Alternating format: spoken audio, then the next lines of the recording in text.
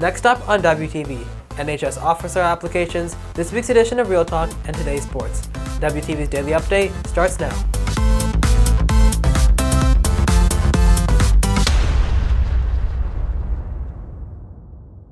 Hey there, Red Hawk Nation. Today is Friday, March 24th, and I'm Varun Saravanan with today's Daily Update, brought to you by Wingspan TV. For those in NHS looking to be in an officer position, applications are now open. WTV's Joaquin Perez has a story. Now that new members of NHS have been accepted into the program, it is now time for students to apply to be officers. A little what we look for a lot of participation in the community and leadership, along with just communication and teamwork skills. It was around the same process of what we have it now, but it was a lot of fun. It's really fun to campaign, get your friends involved, do your campaign video and everything like that. So, yeah. For sponsor Joe Delarios, this is the first year that incoming juniors will be allowed to apply to be officers. So something we're doing a little bit different for next year is actually we're getting junior officers in. So that's kind of exciting because your officers are always seniors, but actually next year we want a couple of junior officers in. That way they kind of learn the ropes and it's an easy transition when they're seniors, and they can kind of take the reins of leadership and kind of guide NHS in a direction that they want. For Vice President Ria Khosla, the process of applying to be an officer is fun and easy. So right now we just have an interest form just with anyone who wants to be an officer. They can either be a junior officer or they can be one of our senior VPs or our president. And then basically once they do the interest form, it's just we get to look at everyone who's applied, kind of whittle down the number to a couple, and then from then on they'll do videos and people will choose who they want their officers to be. My experience, it was pretty good. I wanted to be a VP just because I knew there was a lot of competition for president. So I just did the interest form, and then once I found out that I was one of the few that had the chance to actually do a video and actually try to see if I could be a VP, I just kind of did my video, and then I didn't really advertise all that much about the fact that I was trying to be the vice president, but I did campaign with some other people, so. The officer applications are open until today at 4:30 p.m. for all incoming juniors and seniors that have been accepted into NHS. Reporting for WTV, I am Joaquin Perez. Tomorrow, Color Guard will compete in their last competition of the Winter Guard season. WTV's Lauren Pratt has the details. The JV Winter Guard will be performing their show Bumblebee for the last time on Saturday at the NTCA Championships. Junior Faith Broke is looking forward to the culmination of a season of work.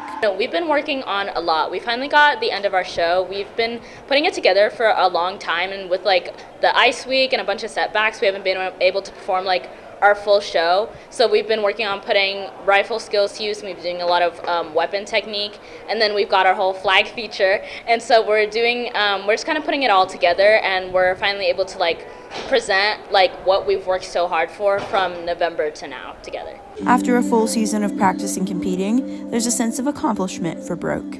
I think the most rewarding part of it is knowing how far we've come, because as a weapon line member, I did not want to do rifle when the season started, and now I actually like it more than flag. So to see how hard I have been working and how much effort I've put into getting this season to come together and be better at both weapon and flag it's really exciting, and it's really rewarding to see those things come together. The Guard is set to perform at 6:45 p.m. at Louisville High School. Reporting for WTV, I'm Lauren Pratt. It's March, and that means the madness is here. WTV's Carter Butler explains. Every year in March, millions of people across America get consumed with Cinderella's, number one seeds going down, and bracket-busting runs. It's all part of March Madness, the NCAA's annual basketball tournament composed of 68 teams. People across the country create brackets with various strategies, such as using statistics, team rankings, or simply picking a team based on some random factor. To pick my March Madness bracket, you just have to look at teams, who's hot. You have teams like Texas and some of them who are supposed to be good, but they'll probably go down Sweet 16, Elite 8. And then you've got dark horses that make little runs here. And overall, I think Houston's going to win the whole thing, and I'm going to win the bracket. Some Redhawks had an interesting strategy last year when it came to picking their brackets. So last year, me and my friend, we decided to do kind of an unconventional bracket, I would say, because none of us are really sports people, or we don't really pay attention all that much. So we did it based on the attractiveness of the players. We did semi okay, but again, we just made it fun. We weren't like being all serious with it, so we just wanted to have like a little fun take on our bracket. Although it may seem easy when it comes to filling out a bracket, out of the roughly 70 million brackets made each year, there has never been a perfect bracket. Reporting for WTV, I am Carter Butler. With the Sweet 16 underway, WTV's Lauren Sinclair asked students about March Madness. Hey Redhawks, this is WTV's Lauren Sinclair with this week's edition of Real Talk. Who do you have in your Final Four? I got Baylor, Kansas State, Houston, Arkansas. Alabama, Houston, Kansas, and I did have Duke. University of Houston, UCLA, Duke lost. Villanova, and I don't know who else. Who else is good? University of Houston. Houston. I have Houston winning it all, but. Do you have a bracket, and how well are you doing? Only one of my teams in the Final Four is out, and that's Baylor. But I still think Houston's going to win it all, so I ain't worried about nothing. I have one with my family. I was doing really well, and then Purdue lost, and then Kansas lost. And I'm kind of doing worse, but I might win. Not so good anymore. It's not doing good. It's really bad. No, I don't have a bracket. Therefore, I'm not doing that well. But I still have UH winning it all. They touched my lip. Reporting for WTV, I'm Lauren Sinclair. On today's sports, WTV's Luke Martin brings you Red Hawks Spring Sports.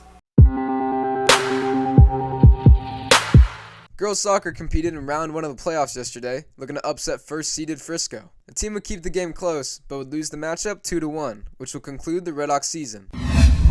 Baseball took on district opponent Lebanon Trail on Wednesday. The game would be all Lebanon Trail, with the Trailblazers winning the matchup 9-2. The team will look to get their revenge as they take on Lebanon Trail again tonight, with first pitch at 7:30 at the Nest.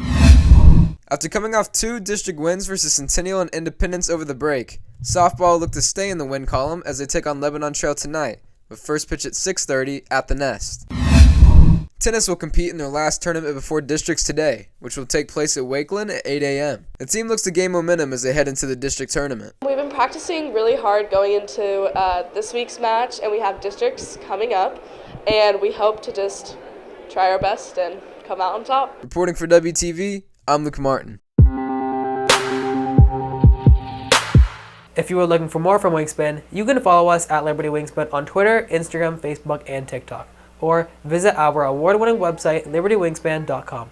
And now for today's announcements. Mexican American Studies Club is having their meeting on March 29th during advisory to celebrate Women's History Month. There will be trivia, games, and snacks. All are welcome. Please go to Miss Franco's room at C215. That's it for today's daily update. This is Varun Saravanan for Wingspan TV.